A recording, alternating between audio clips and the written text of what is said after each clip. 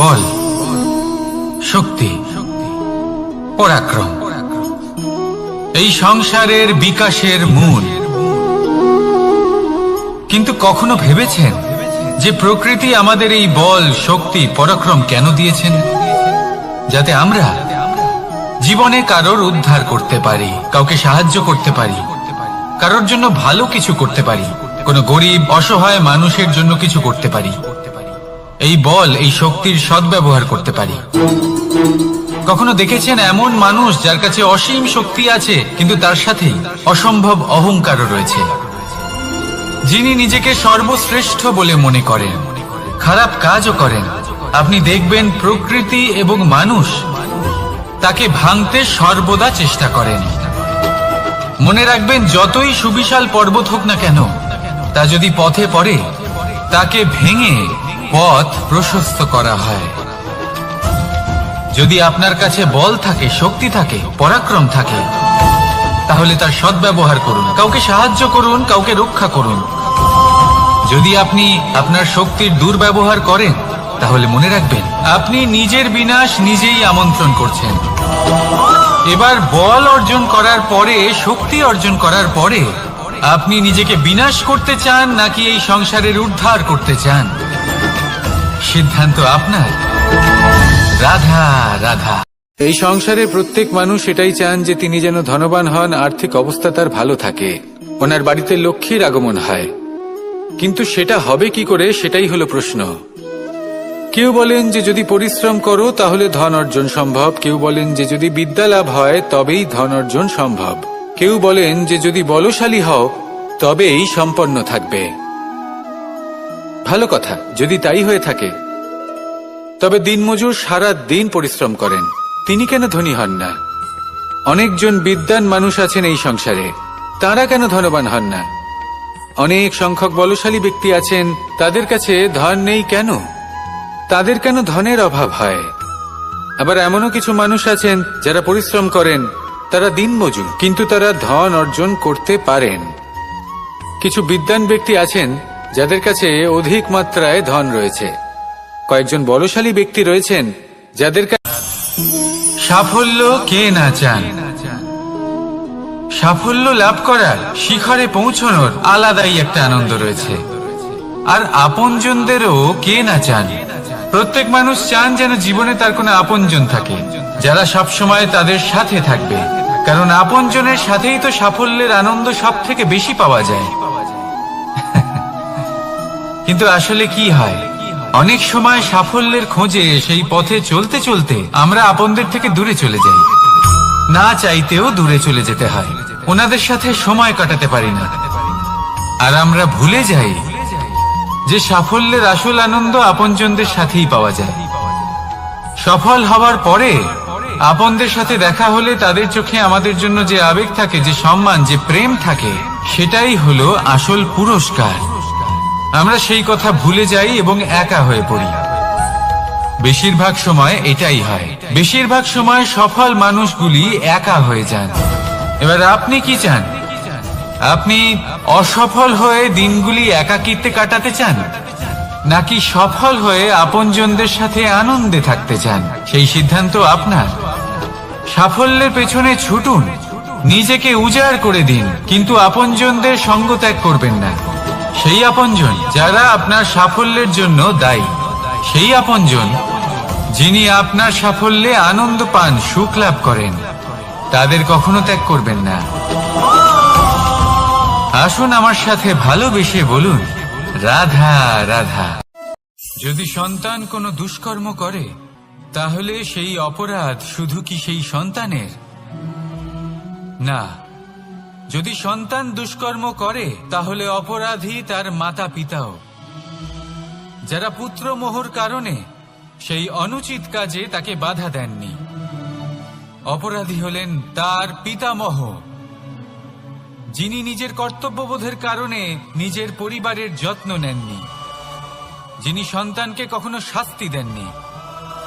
অপরাধী হলেন তার সেই গুরুও, যিনি নিজের শিষ্যের সেই দুষ্কর্ম দেখেও তাকে প্রতিহতও করতে পারেননি।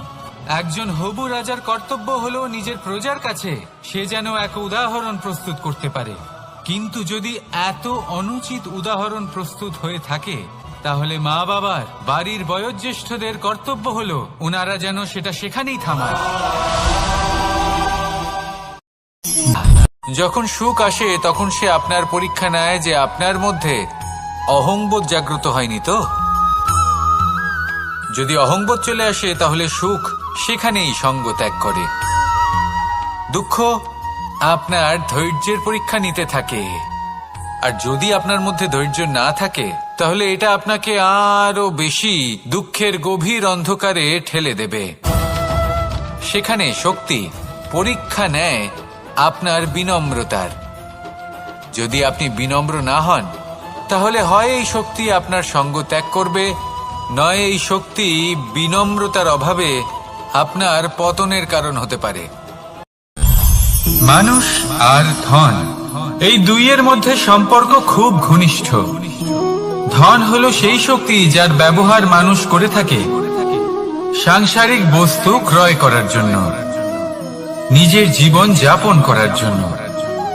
আর মানুষ হলো সেই শক্তি যারা ধনকে গুরুত্বপূর্ণ করে তোলেন। এবার একটা কথা বলি, ব্যবহার করা উচিত ধনকে আর ভালোবাসা উচিত মানুষকে। এটা বেশিরভাগ মানুষই বোঝেন না। মানুষ এখানেই সব থেকে বড় ভুল করে বসেন।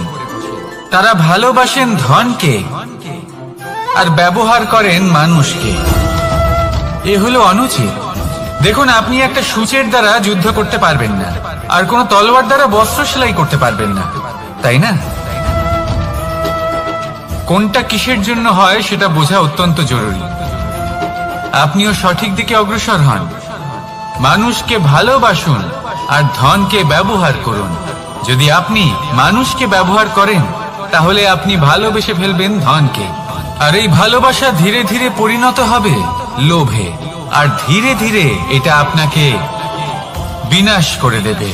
তাহলে সমস্ত মানুষকে ভালোবাসুন আর এইভাবে ভালোবেসে বলুন, রাধা রাধা।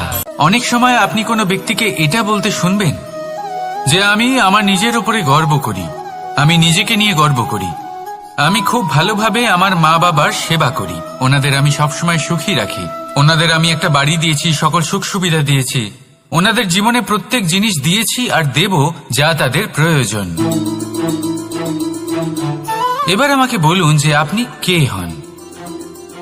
আপনি হলেন সেই বীজ যা আপনার মাতা পিতা রোপণ করেছেন। আপনার মা বাবাই আপনাকে এই সংসারে জন্ম দিয়েছেন। এবার এইসব কথার কি তাৎপর্য? এই হলো সেই ব্যক্তির দৃষ্টিভঙ্গি। এবার দেখা যাক এই প্রকৃতি আমাদের কি শেখায়। কখনো কোনো গাছকে দেখবেন, যখন সেই গাছে ফল আসে সে মালিকে এটা বলে না যে দেখো আমি তোমাকে ফল খেতে দিচ্ছি, কারণ ও জানে যে এটা হলো সেই মালির পরিস্থিতি। বাজ পাখিকে পক্ষীরাজ বলা হয়। বাজের আয়ু হলো মোটামুটি 70 বছর।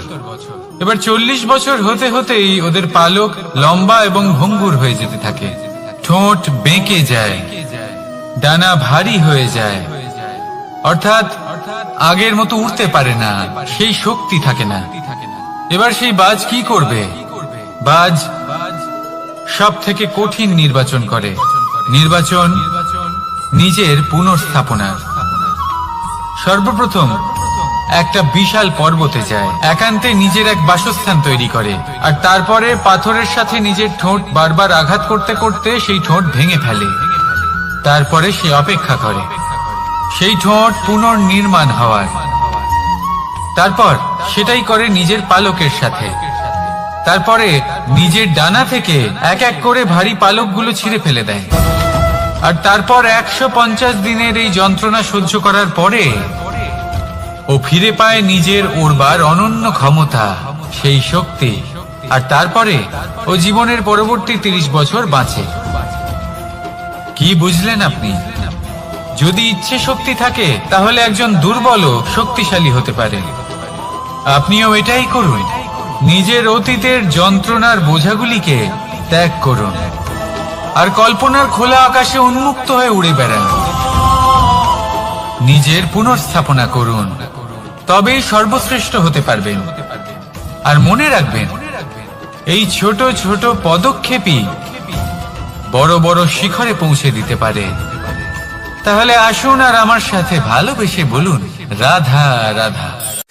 এই সংসারে আপনার সব থেকে বড় বন্ধু কে? কেউ বলবেন ছোটবেলার বন্ধুরা, কেউ বলবেন মাতা পিতা, কেউ বলবেন ঈশ্বর। এবারে বলুন যে এই সংসারে আপনার সব থেকে বড় শত্রু কে? কেউ বলবে আপনার বিরোধী, সেই ব্যক্তি যে আপনাকে হিংসে করে, বা আপনার নিজের অহংকার। আমি বলবো যে এই সংসারে আপনার সব থেকে বড় বন্ধু হলো আপনার নিজের মন। এই চঞ্চল মনকে যদি আপনি নিয়ন্ত্রণ করতে শিখতে পারেন, তাহলে এর থেকে বড় বন্ধু এই সংসারে আপনি কোথাও পাবেন না। সেখানেই যদি এই মন আপনাকে বশ করে ফেলে, তাহলে সংসারে এর থেকে বড় শত্রুও আপনি কোথাও পাবেন না। প্রথমে এই মনকে নিয়ন্ত্রণ করতে শিখে যান, আর তখন এই মন প্রসন্ন হয়ে বলবে। আপনি কি কখনো জলকে নিজের মুঠোতে ধরে রাখার চেষ্টা করেছেন? চলুন আজ করা যাক।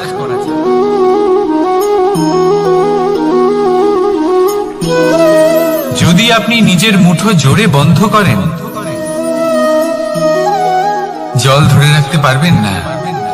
যদি আপনি তাকে এমনি বইতে দেন, তাহলে ও নিজের পথ নিজেই করে নেবে, আর আপনার হাতেও থেকে যাবে। আমাদের জীবনও হলো কিছুটা এরকম, জলের মতো। নিজের পথ নিজেই করে নেয় এই জীবন। প্রত্যেক সমস্যার সমাধান নিজেই করে নেয় এই জীবন। তাই জীবনে যখন কোনো পরিস্থিতি আমাদের প্রতিকূল হয়ে থাকে, কিছুই হয়তো আমরা বুঝতে পারছি না, কিছুই যখন বসে থাকে না, তখন আমরা হতাশ হয়ে পড়ি, নিরাশ হয়ে পড়ি। আর এটাই করা উচিত নয়। শান্ত মনে দেখতে হবে যে এই জীবনে আসলে কি ঘটে চলেছে। কষ্ট সবাই ভোগ করেন। কষ্ট পেলে কেউ রেগে যান, রেগে গিয়ে পরাক্রম দেখান। এটাই তো করা উচিত নয়। শান্ত মনে সেটাই করতে হবে যা জীবন আমাদের শেখাতে চাইছে। জীবন আমাদের সব শিখিয়ে দেবে, শুধু মনে রাখবেন কখন প্রয়াস করতে হবে আর কখন আমাদের প্রতীক্ষা করতে হবে, সেটা আগে আপনাকে বুঝতে হবে।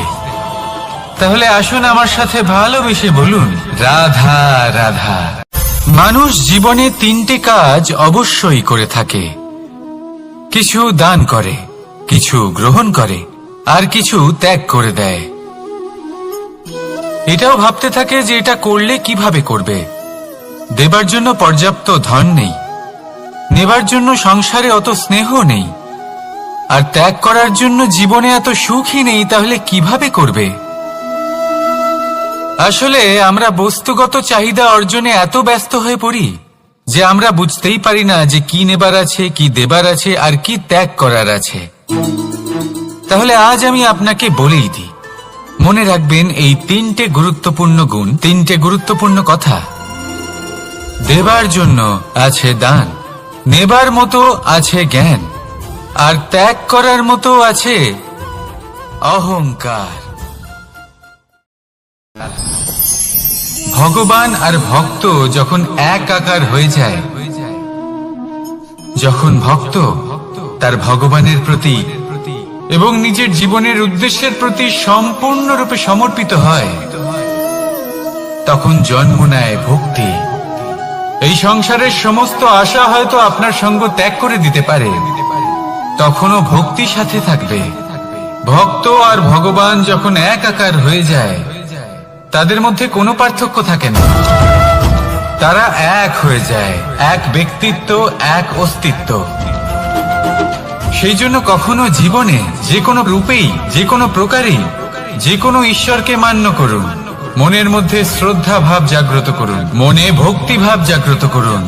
এই সমগ্র সংসারে সব কিছু আপনাকে ছেড়ে চলে গেলেও তখনও এই ভক্তি শুধুমাত্র আপনার উত্থান ঘটাবে। তাই মনে ভক্তি জাগ্রত করুন, আর আমার সাথে ভালোবেসে বলুন, রাধা রাধা। শব্দই হলো শূন্য, শব্দই হলো আরম্ভ, শব্দই হলো অন্ত, শব্দই হলো অমর, শব্দই হলো ব্রহ্ম। এই শব্দ হলো অত্যন্ত বিশেষ। কেউ কাঁদলে তাকে হাসিয়ে তোলে, কেউ হাসলে তাকে কাঁদিয়ে দেয়। কারোর মনে উদ্দীপনা জাগিয়ে তুলতে পারে, আবার কারোর মনে কাঁটা হয়ে বিঁধে থাকতে পারে। একটা অত্যন্ত গুরুত্বপূর্ণ কথা যা বোঝা অত্যন্ত আবশ্যক। আপনার মন, আপনার হৃদয়ে যতই শুদ্ধ হোক না কেন, যতই পবিত্র হোক না কেন, আপনার দৃষ্টিভঙ্গি যতই স্পষ্ট হোক না কেন, যদি আপনার কথা পবিত্র না হয়, যদি আপনার শব্দ শুদ্ধ না হয়, তাহলে তা আপনাকে আপনার কর্মফল ভোগ করতে বাধ্য করবেই। একটা সহজ উদাহরণ দিই। আপনার জীবনে এমন কেউ অবশ্যই থাকবেন যাকে আপনি পছন্দ করেন না, যিনি হয়তো অধর্মী মানুষ, যিনি হয়তো দুর্বুদ্ধি সম্পন্ন মানুষ, কিন্তু তার জন্য অপশব্দ প্রয়োগ করলে তার মধ্যে কোনো পরিবর্তন আসবে না, তার মানসিকতা বদলাবে না, শুধু মনে প্রতিশোধ স্পৃহা জেগে উঠবে, মনে হিংসা জাগবে, আর কিচ্ছু না। সেই জন্য নিজের শব্দকে নিয়ন্ত্রণ করুন, নিজের কথা সংযত করুন। শ্রেষ্ঠ থেকে শ্রেষ্ঠতর মানুষকেও সাবধানী হতে হয়, কারণ যদি এই শব্দের প্রয়োগ সঠিক না হয়, তাহলে আজীবন মানুষকে নির্বাক হয়ে থাকতে হতে পারে। তাহলে নিজের শব্দ নিয়ন্ত্রিত রাখুন, নিজের কথাকে শুভ করুন, এতে প্রেমবোধ জাগিয়ে তুলুন, আর সেই প্রেমবোধ নিয়েই বলুন রাধা রাধা। বরদান এবং অভিশাপ, এই দুই হলো একই মুদ্রার দুটি পিঠ। এই বরদান আমরা অনেক কারণে পেতে পারি, কখনো নিজের পরিশ্রমের কারণে, কখনো নিজের তপস্যার কারণে, কখনো আমাদের পূর্বপুরুষদের কর্ম ও তপস্যার কারণে। কিন্তু এই বরদান কতক্ষণ বরদান থাকবে তা আমরা নিশ্চিত করতে পারি না, তা সুনিশ্চিত করে শুধুমাত্র আমাদের কর্ম। যদি আপনাকে উদাহরণ দিই, আপনি রেশমের কীট দেখেছেন? ও বরদান পেয়েছে যে ও নিজের সুরক্ষার জন্য খোলস বানাতে পারে। এবারও তাতে এত মত্ত হয়ে যায় যে এমন এক আবরণ বানিয়ে ফেলে যাতে সে নিজেই আবদ্ধ হয়ে চাপা পড়ে মরে যায়। এটার তাৎপর্য কি? তাৎপর্য খুবই সরল। গর্ব করা খুবই ভালো, কিন্তু অহংকার করা কখনোই উচিত নয়। যদি অহংকার মনের মধ্যে প্রবেশ করে, তাহলে এই বরদান অভিশাপে পরিণত হতে সময় লাগে না।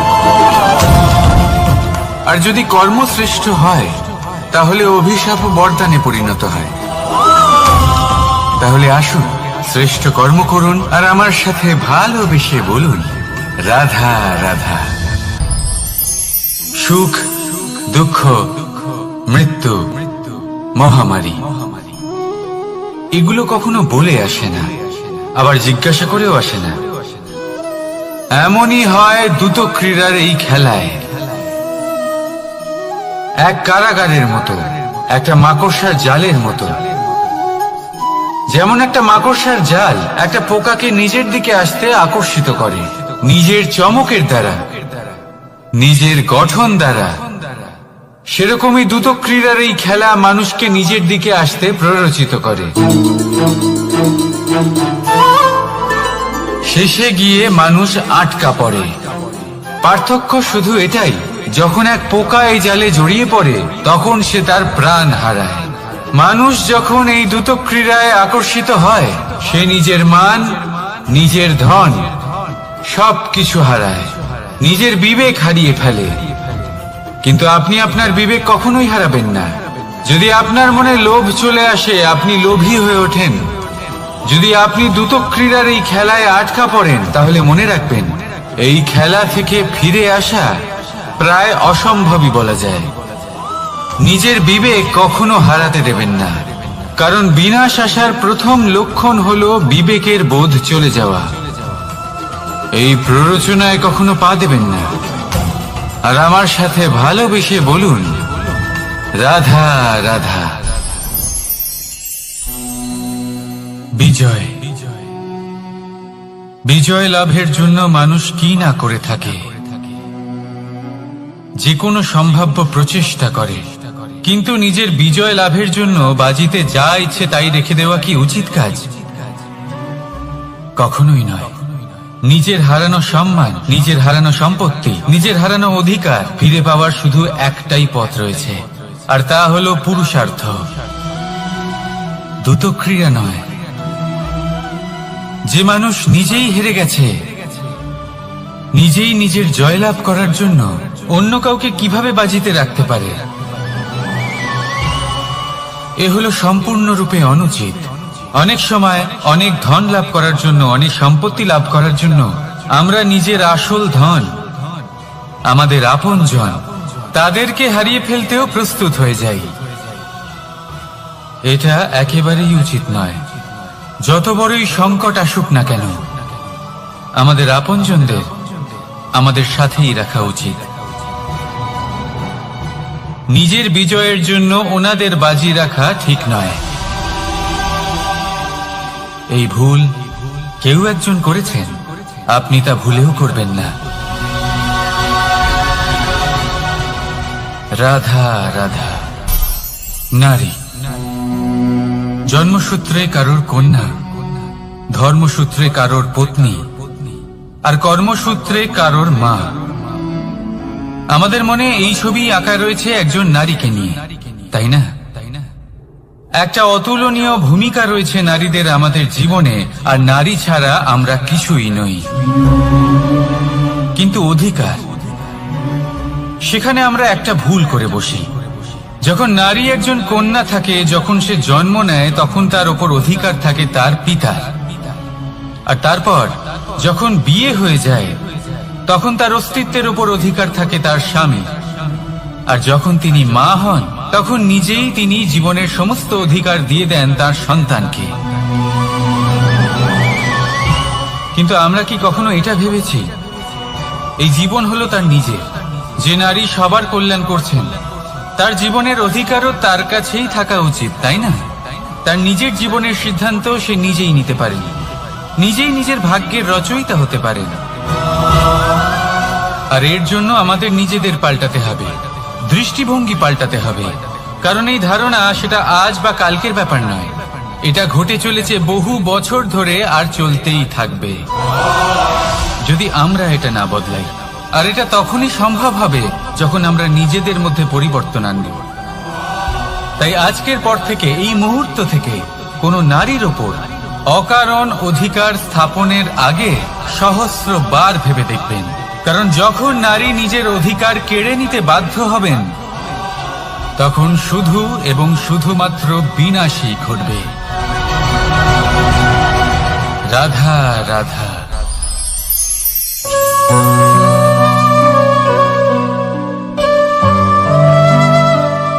নারী, পুরুষরা যাকে নাম দিয়েছেন ত্রিয়া, কেন দিয়েছেন, কে দিয়েছেন, কেউ তা জানে না। কথায় আছে, পুরুষরা ভাবেন যে ত্রিয়া, ভাবেন একরকম, বলেন অন্য কিছু, আর করেন অন্য কিছুই। কিন্তু সত্যিটা কি এটাই? আসল সত্যি হলো এটাই যে ত্রিয়া হলো সেই চরিত্রহীন পুরুষ, আর কেউ নয়। সেই পুরুষ যারা নারীকে বলেন যে আপনি হলেন মা, আপনি হলেন দেবী, আপনি হলেন বোন। আর ভাবেন কি? ভাবেন যে এই নারী হলো আমাদের পায়ের ধুলো, আর কিচ্ছু নয়। আর কি করেন? ওনাদের মাথায়, ওনাদের খোপায় মালা পরিয়ে দিয়ে ভাবেন যে ওনারা হলেন তাদের পায়ের ধুলোর সমান। একজন নারীর সম্মান ভঙ্গ করেন, তাদের দাসী মনে করেন। ভুলবেন না, যত্র নারীয়াস্ত পূজ্যন্তে রমন্তে তত্র দেবতা।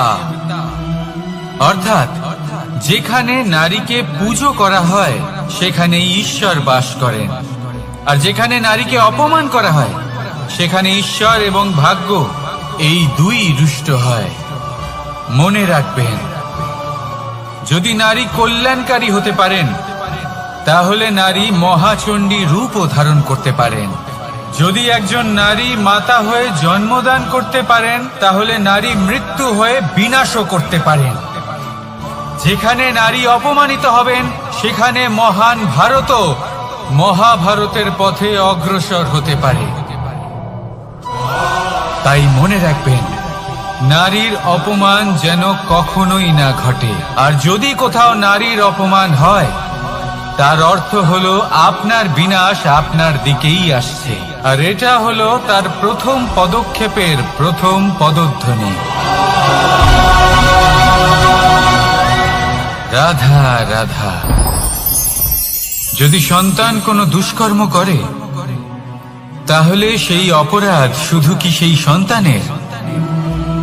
না, যদি সন্তান দুষ্কর্ম করে, তাহলে অপরাধী তার মাতা পিতাও, যারা পুত্রমোহর কারণে সেই অনুচিত কাজে তাকে বাধা দেননি। অপরাধী হলেন তার পিতামহ, যিনি নিজের কর্তব্যবোধের কারণে নিজের পরিবারের যত্ন নেননি, যিনি সন্তানকে কখনো শাস্তি দেননি। অপরাধী হলেন তার সেই গুরুও, যিনি নিজের শিষ্যের সেই দুষ্কর্ম দেখেও তাকে প্রতিহত করতে পারেননি। একজন হবু রাজার কর্তব্য হলো নিজের প্রজার কাছে সে যেন এক উদাহরণ প্রস্তুত করতে পারে। কিন্তু যদি এত অনুচিত উদাহরণ প্রস্তুত হয়ে থাকে, তাহলে মা বাবার, বাড়ির বয়োজ্যেষ্ঠদের কর্তব্য হলো ওনারা যেন সেটা সেখানেই থামায়, হয় ভালোবেসে নয়তো শাস্তি দিয়ে। যদি না থামানো হয়, তাহলে মহাভারত অবশ্যম্ভাবী। অনেক ব্যক্তির মনে একটা প্রশ্ন জাগে আমাকে আর রাধাকে নিয়ে। বলেন যে, না আমি আর রাধা একসাথে থাকি, না আমাদের বিয়ে হয়েছে। আমি এখানে দ্বারকাতে, ও ওখানে বর্ষণাতে, তাও এত ভালোবাসা কি করে? এ কেমন সম্পর্ক? আমি তাদের একটা সহজ কথা বলতে চাই। আপনি কখনো আয়নার দিকে দেখেছেন? নিজের দুই চোখের দিকে তাকিয়ে জিজ্ঞাসা করুন, এই দুই চোখ একসাথে কেন বন্ধ হয়? একসাথে কেন খোলে? একসাথে কেন ঘুমোয়? একসাথে কেন কাঁদে? আজীবন কোনো এক মানুষের সাথে সম্পর্ক রাখা অবশ্যই সম্ভব, তাদের সাথে দেখা না করে। আমার আর রাধার ভালোবাসাও কিছুটা এরকমই, আর কিছুটা এরকমই হয় ভালোবাসা দুই নয়নের মতো, যারা কখনোই মিলিত হবে না, কিন্তু চিরকালের জন্য একসাথে জুড়ে থাকবে। এই অনুভূতি নিঃস্বার্থ হয়, আর এই নিঃস্বার্থ ভালোবাসা আপনাকে আনন্দের পথে অগ্রসর করে। জীবনে সবসময় নিঃস্বার্থভাবে ভালোবাসুন, শুধুমাত্র আনন্দই পাবেন। তাহলে আসুন আমার সাথে নিঃস্বার্থভাবে ভালোবেসে বলুন, রাধা রাধা। মানুষ, কোন ব্যক্তির নির্মাণ হয় কিভাবে?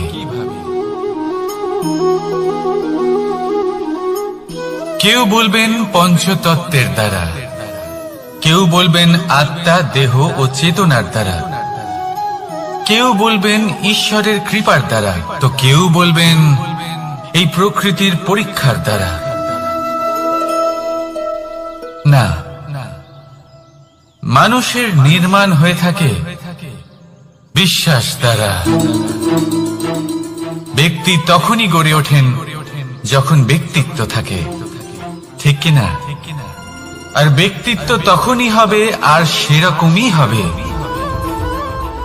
যেরকম বিশ্বাস আপনি নিজের উপরে রাখবেন। যদি আপনি মনে করেন আপনি বিষের ন্যায় হবেন, তাহলে আপনি বিষাক্তই হবেন। যদি আপনি এটা মনে করেন যে আপনি অমৃতের ন্যায় হবেন, তাহলে আপনি অমরই হয়ে যাবেন। যদি আপনি নিজের উপরে বিশ্বাস রাখেন যে আপনি সংসারের সব থেকে উঁচু পর্বতের শিখরে পৌঁছতে পারবেন, তাহলে আপনি অবশ্যই পৌঁছবেন। যদি আপনার এরকম মনে হয় যে আপনি এরকম কখনো করতে পারবেন না, তাহলে এরকম কখনোই হবে না। ভেবে দেখবেন, বিশ্বাসের মধ্যেই বিশ্ব বাস করে থাকে, তো আপনার অস্তিত্ব কেন করবে না? যেমন বিশ্বাস আপনি নিজের উপরে রাখবেন, তেমনই আপনি হয়ে উঠবেন। সেই জন্য নিজের উপরে বিশ্বাস রাখুন, আর হ্যাঁ, ভালোবেসে বলুন রাধা রাধা। শত্রুতা, একজন মানুষ অন্য মানুষের সাথে শত্রুতা করে বসেন। দুজন ঘনিষ্ঠ বন্ধু, এমনও এক সময় আসতে পারে যখন এনারা একে অপরের শত্রু হয়ে ওঠেন। এর অনেকগুলো কারণ হতে পারে, কিন্তু মূল কারণ হলো আলোচনা। আগে হ্যাঁ, আপনি যদি কারোর বিষয়ে আলোচনা করেন তাহলে সে আপনার শত্রু হয়ে যেতে পারে। এবার মনে একটা প্রশ্ন আসতে পারে যে এটা কিভাবে সম্ভব হতে পারে? আলোচনা, এটা তো অত্যন্ত জরুরি। যদি আমি নিজের বন্ধুর খারাপ কাজের বিষয়ে আলোচনাই না করি তাহলে সে শুধরবে কি করে? এ কথা সত্যি যে আলোচনা আবশ্যক, কিন্তু তার থেকেও বেশি গুরুত্বপূর্ণ এবং আবশ্যক হলো আপনার এই সিদ্ধান্ত এটাই যে আপনার এই আলোচনা কোন স্থানে করবেন। যদি এটা সবার সামনে করবেন ভাবেন, তাহলে তা অপমানও হয়ে যেতে পারে। যদি এটা আলাদাভাবে করেন তাহলে তা পরামর্শ হয়ে যায়। অপমান কেউ স্বীকার করতে পারেন না, কিন্তু পরামর্শ সকলের ভালো লাগে। তাহলে যদি আপন কারোর জন্য ভালো কিছু চান, কাউকে শুধরে দিতে চান, আর আপনার মনে হয় আলোচনা আবশ্যক, তাহলে সর্বপ্রথম সময়, পরিস্থিতি আর স্থানের কথা মনে রাখবেন। নয়তো এই আলোচনা আপনাকে খুব ভোগাতে পারে। তাহলে আসুন আমার সাথে ভালোবেসে বলুন রাধা রাধা। আপনার জীবনেও কি সমস্যা রয়েছে? অবশ্যই থাকবে। প্রত্যেকের জীবনেই সমস্যা থাকে। প্রত্যেক মানুষ জিজ্ঞাসাও করেন যে এই সমস্যা আসলে কি আর কেন আসে জীবনে। আপনাকে একটা কথা বলে দিই যে সমস্যা আসলে সেটা নয় যা আপনার পথে বাধা সৃষ্টি করে, বরং সমস্যা হলো সেটাই যেটা আপনি তখন দেখতে পান যখন আপনার একাগ্রতা আপনার পথ থেকে, আপনার লক্ষ্য থেকে সরে যেতে থাকে। আর এই সমস্যাগুলি দূর করার জন্য, এর সমাধান করার জন্য একটাই পথ আছে। নিজের সমস্ত ভাবনা আরো একবার একাগ্র করুন নিজের পথের দিকে, নিজের লক্ষ্যের দিকে। আপনার সমস্ত ভাবনা যদি কেন্দ্রীভূত হয় নিজের লক্ষ্যে, তাহলে এই সমস্যা দূরে থাকবে। যদি এরকম না হয়, যদি আপনার মন একটু অন্যদিকে চলে যায়, তাহলে এই সমস্ত সমস্যা আবার সামনে চলে আসে আর বাড়তেও থাকে।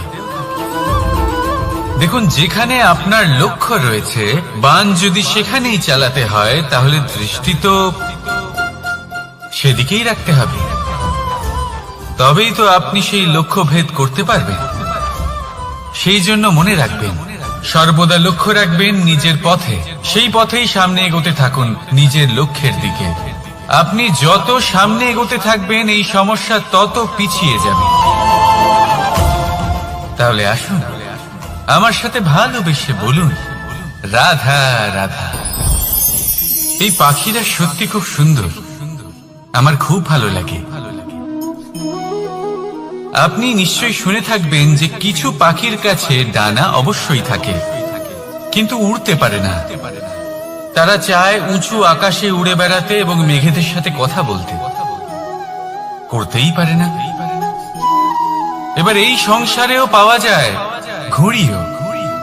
এদের মধ্যে না জীবন আছে, না প্রাণ আছে, আর না আছে ডানা, কিন্তু এরা আকাশের সাথে কথা বলে, হাওয়ার বেগের সাথে কথা বলে, আনন্দ করে, উৎফুল্ল হয়ে ওঠে।